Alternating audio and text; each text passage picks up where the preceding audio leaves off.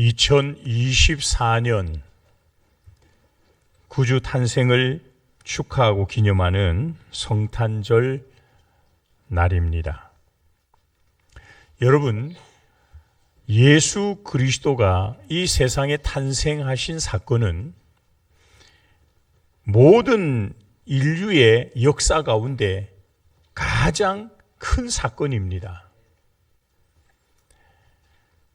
그래서 세상에 많고 많은 기적들이 있었지만 이 세상에 가장 큰 기적, 그것을 들려면 바로 예수님이, 하나님이신 예수님이 인간이 되어 이 땅에 탄생하신 사건이라는 점입니다. 우리가 올해의 달력을 2024년, 이제 마지막 달력의 한 장을 남겨두고 있는데, 여러분, 2024년이라고 하는 그것은 예수께서 탄생하신 지 2024년이 됐다, 그런 뜻입니다. 그래서 이것을 우리는 AD라고 부릅니다. 주후라고 하는 번역을 할 수가 있죠.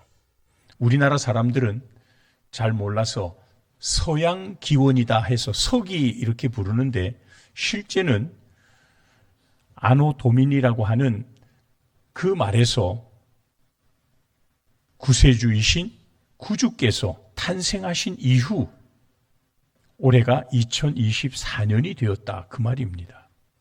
예수 탄생을 기점으로 주전과 주후가 나뉘고 있다는 사실만 보아도 모든 인류의 역사상 가장 위대한 사건, 크고 놀라운 기적의 사건은 예수님의 탄생 사건이다, 그 말입니다. 그래서 우리는 예수님의 탄생을 축하하고 기억하고 기념하는 것이 성탄절이라는 사실입니다. 그런데 여러분, 오늘 저는 이런 예수님이, 구주 탄생이신 이 예수님이 이 땅에 탄생하셨을 때 그 모습을 통하여 저는 두 가지 점을 오늘 강조해서 함께 말씀이 주는 교훈을 생각해 보려고 합니다. 예수님의 탄생을 오늘 저는 제목에도 나타난 것처럼 베들레헴 마구간에 탄생하셨다. 여러분, 예수님이 베들레헴 마구간에 탄생하셨다는 것은 참으로 보통 사람이 이해할 수 없는 일이라는 점입니다. 작은 시골 마을 베들레헴, 그것도 당시 천한 직업을 가진 목수의 아들로 무명의 한 여인 마리아의 몸을 통하여 그분이 탄생하실 때에는 여관에 쫓아 들어갈 수 없어 마구간에서 탄생하셨다는 사실입니다. 여러분, 예수님의 탄생을 시기하던 사람들이 있었죠. 당시 유대 왕으로 살았던 헤롯이라는 사람입니다. 그는 예수 탄생을 시기하고 예수를 제거하기 위해서 2살 미만의 남자아이를 모두 다 죽여버리는 끔찍한 일을 저지르기까지 했습니다. 하지만 천사의 도움으로 예수님은 애굽으로 피신을 가셨다가 다시금 헤롯이 죽었다는 소식을 듣고 고향 땅으로 돌아오다가 그 아들 아켈라오가 계속하여 왕이 되었다는 소식에 베들레헴으로 가지 아니하시고 나사렛이라고 하는 더 시골진 곳으로 가셔서 그곳에서 어린 시절을 보내신 것입니다. 그래서 예수님을 부를 때 유태인들은 나사렛 예수라고 부릅니다. 저 촌뜨기 촌 출신 나사렛 예수.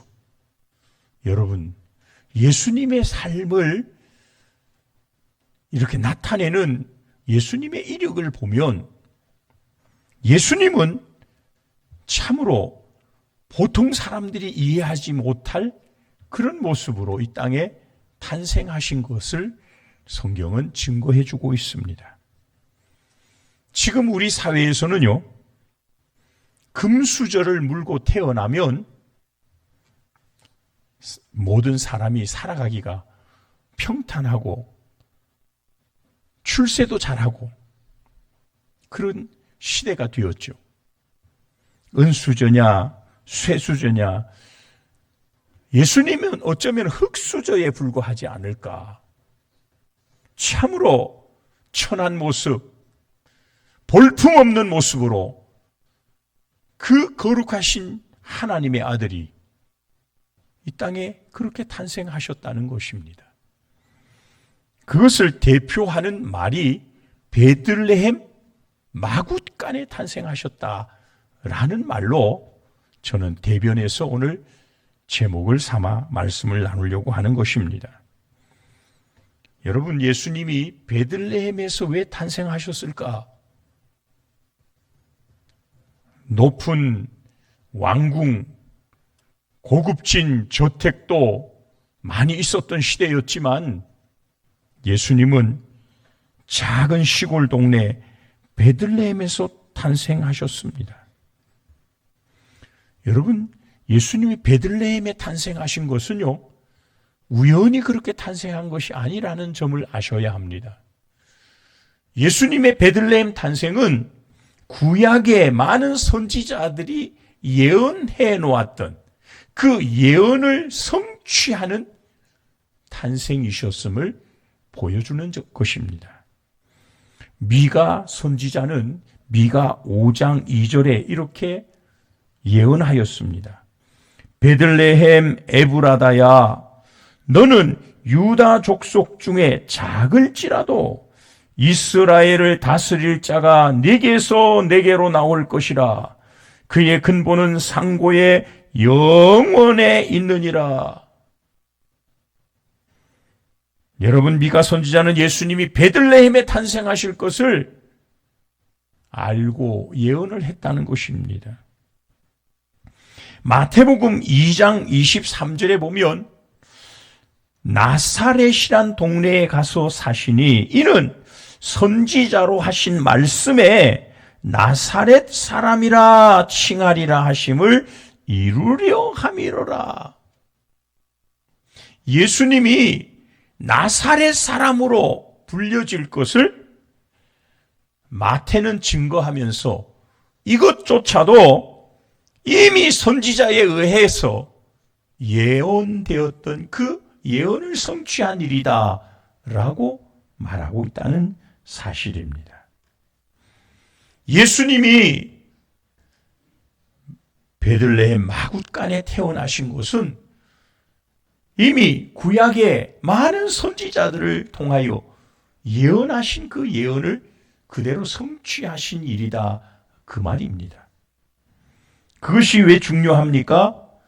그것은 그렇게 오신 그분이 구약이 약속하시는 메시아라는 사실을 알게 하기 때문에 그렇습니다. 또 여러분, 이 베들레헴이라는 말이요, 히브리 말인데 베들레헴 이 말은 떡집이라는 뜻을 가지고 있습니다. 베이트라는 말은 집이라는 말이고 레켐이라는 말은 떡이라는 말인데 이 두 단어가 붙어서 떡집이 베들레헴이에요. 여러분, 예수님은요, 요한복음 6장에서 그 자신을 나는 곧 생명의 떡이니라, 요한복음 6장 48절 이하에 그렇게 말씀하고 있습니다.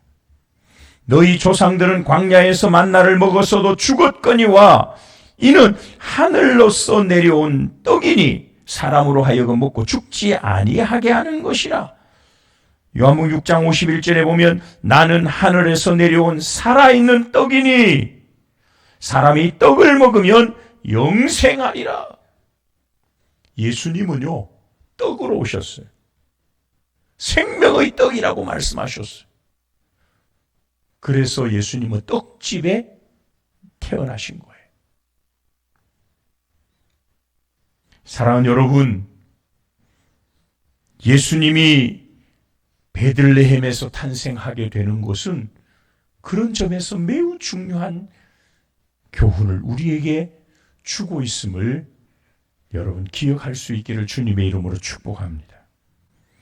또 하나, 오늘 본문을 통해서 우리에게 알려주는 중요한 교훈이 있습니다. 그게 뭐냐 하면 예수님의 탄생의 모든 그 배경과 과정에서 나타나는 한 가지의 공통적인 특징은 뭐냐 하면 낮은 모습, 천한 모습, 약한 모습으로 오셨다. 그런 말입니다. 마리아와 요셉의 아들로 태어나셨죠. 요셉은 우리가 잘 아는 대로 목수 아닙니까?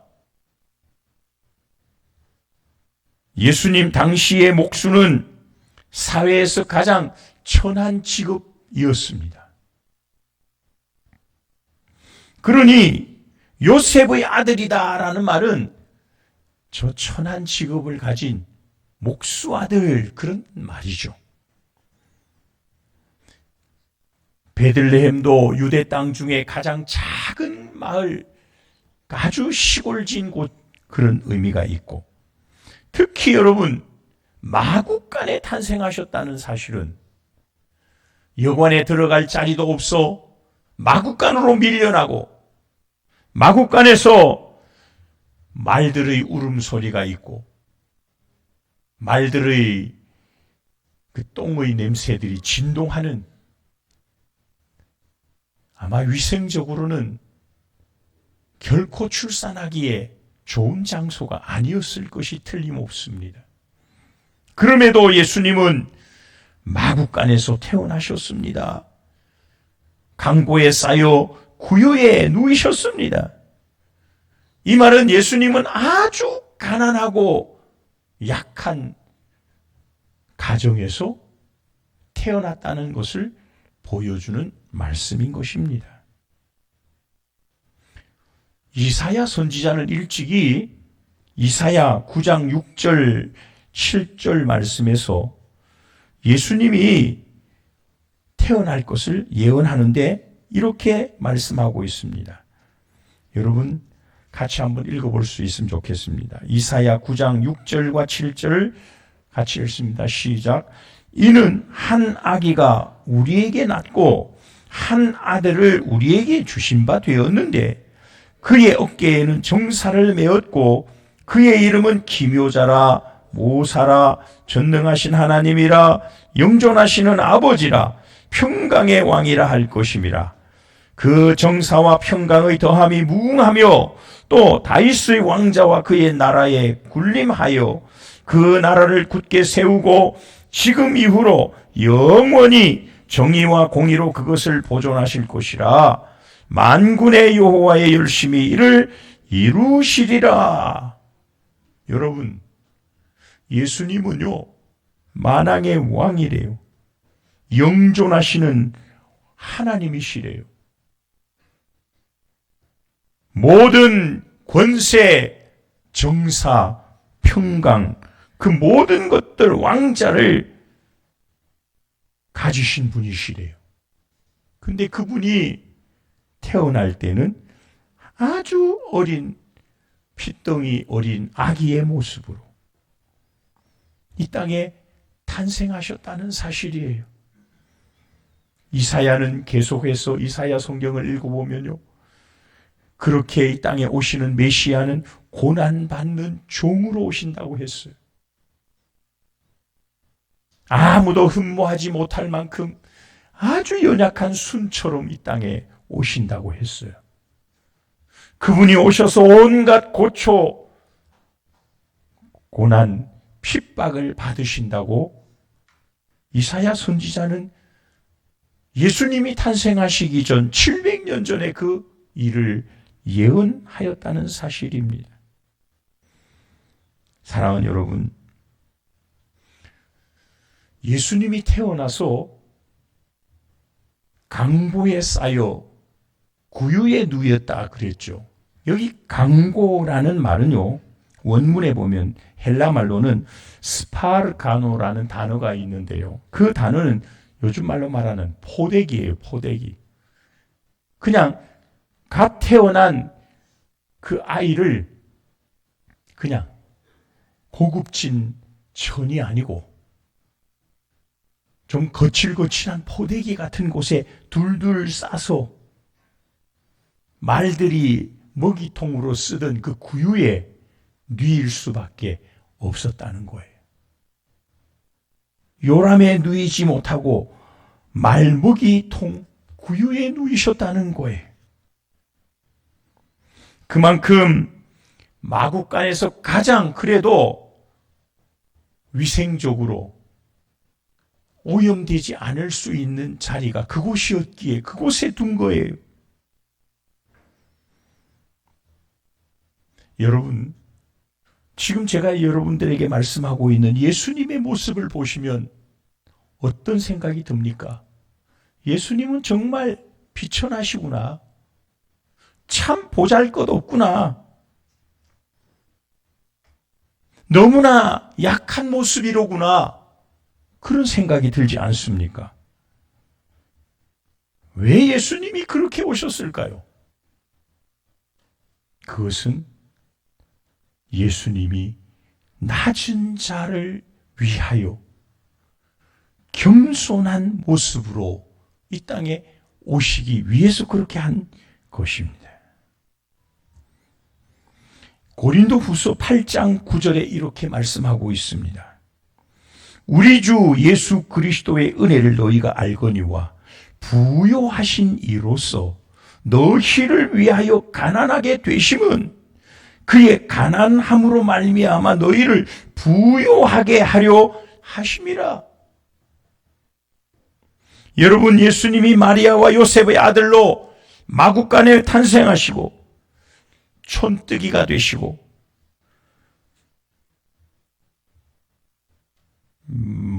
말구유에 누이신 것은 우리에게는요, 그게 은혜인 줄 아셔야 해요. 예수님이 그렇게 오셨기 때문에 예수님을 만나기만 원하는 사람이라면 누구든지 예수님을 만날 수 있도록 오셨다는 사실이에요. 그래서 여러분, 당시 들판에서 양들 틈에 잠을 잘 수밖에 없었던 목동들이 제일 먼저 예수님을 찾아와 경배할 수 있었습니다. 예수님이 계시던 그곳은 마국간이었기 때문에 문이 없습니다. 그곳에는 지키는 보초도 없습니다. 누구든지 아무나 드나들 수 있는 그런 곳에 예수님이 오신 곳입니다. 사랑하는 여러분, 예수님이 이렇게 오셨기 때문에 오늘 누구든지 예수님을 만나기를 원하는 사람이라면 누구든지 주님은 만나주신다는 사실을 기억하시길 바랍니다. 그것이 우리에게 은혜라는 거입니다. 만약에 예수님을 찾아가는데 굳게 문이 닫혔다면, 문을 열어주지 않으면 들어갈 수 없잖아요. 여러분, 그곳에 만약에 보초가 서 있다면 허락 없이 출입할 수 없잖아요. 검열 받을 필요도 없잖아요.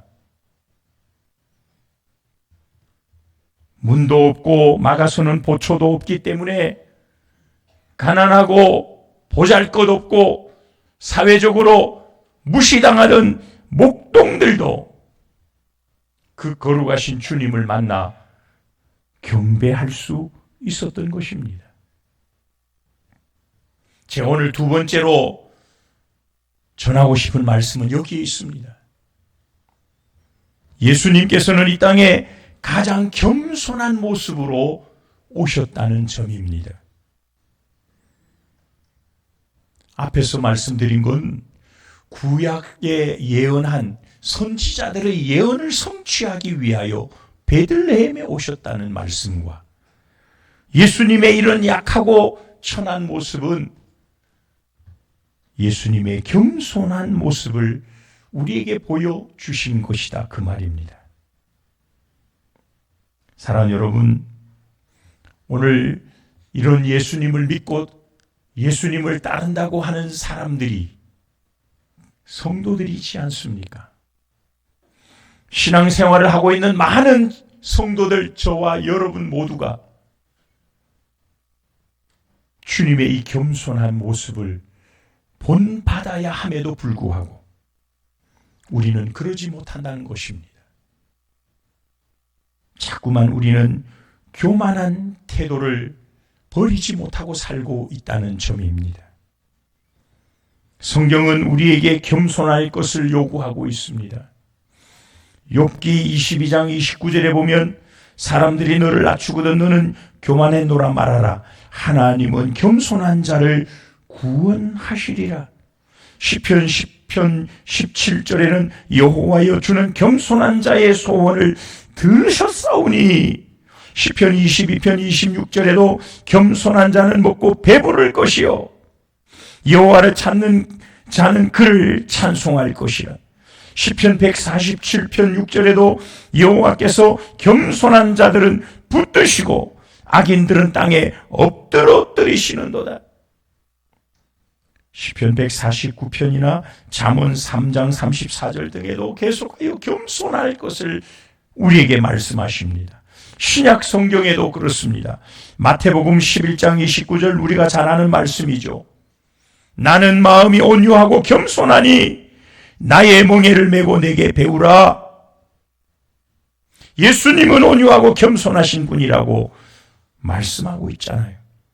야고보서 4장 6절에도 그러나 더욱 큰 은혜를 주시나니 그러므로 일러스되 하나님이 교만한 자를 물리치시고 겸손한 자에게 은혜를 주신다 하였느니라. 베드로전서 3장 8절에도 마지막으로 말하노니 너희가 다 마음을 같이하여 동정하며 형제를 사랑하며 불쌍히 여기며 겸손하라. 베드로전서 5장 5절에도 말하고 베드로전서 5장 6절에도 말합니다. 그러므로 하나님의 능하신 손 아래에서 겸손하라. 때가 되면 너희를 높이시리라. 사랑하는 성도 여러분, 주님은 겸손한 모습으로 이 땅에 오셨고 이 땅에 사시는 동안도 겸손하게 사시다가 우리를 위하여 모든 것을 다 포기하시고 희생하시고 낮아지신 가운데 십자가에 죽어주셨습니다. 우리가 성탄절을 맞이할 때 우리는 이 두 가지 점을 절대 잊어서는 안 됩니다. 예수님은 만왕의 왕으로 오시고 온 세상의 구주로 오셨지만 그분은 구약의 약속대로 오신 정확한 메시아라는 사실을 우리는 잊어서는 안 됩니다. 사람들이 만들어낸 그런 구세주가 아니에요. 하나님의 약속과 하나님의 경륜 가운데 오신 분이 예수님이시라는 사실이에요. 그분은 결코 교만한 모습이 없습니다. 그러므로 오늘 우리는 주님의 모습을 본받아 살아야 합니다. 성경이 말씀하는 것처럼 겸손하면 하나님이 사랑해 주십니다. 겸손하면 하나님이 높여 주십니다. 겸손하면 하나님이 약속하신 복을 주시는 것입니다. 주님이 낮게 오시니까 하나님이 그를 높여 모든 무릎을 예수 이름에 꿇게 하셨잖아요. 그래서 오늘 저와 여러분들이 그 예수님을 주님이라고 부르며 그 앞에 무릎 꿇고 경배를 올리잖아요. 여러분, 이번 2024년 성탄절을 우리가 보내면서 우리는 주님이 보여주셨던 그 겸손의 모습을 좀 배울 수 있어야 할 것입니다. 겸손으로 허리를 동이고 다른 사람을 나보다 낮게 여길 줄 알고 섬기며 베풀 수 있는 주님의 마음을 우리가 품고 주님께 영광과 감사와 찬송을 올려드리는 2024년 성탄절이 될 수 있기를 주님의 이름으로 간절히 축복합니다. 기도하겠습니다. 거룩하신 하나님 은혜를 감사합니다. 오늘도 이렇게 2024년 성탄절을 맞이하게 하시고 이 땅에 만왕의 왕이요 구주로 오신 예수님을 다시 한번 기억하고 찬양하며 경배하게 하시오니 감사합니다. 우리도 주님의 모습을 본받아 더 겸손한 자리에 내려설 수 있도록 우리를 붙들어 주시옵소서. 겸손하신 주님이 우리의 삶 속에 나타날 수 있도록 우리를 붙들어 주시옵소서. 주 예수 그리스도의 이름으로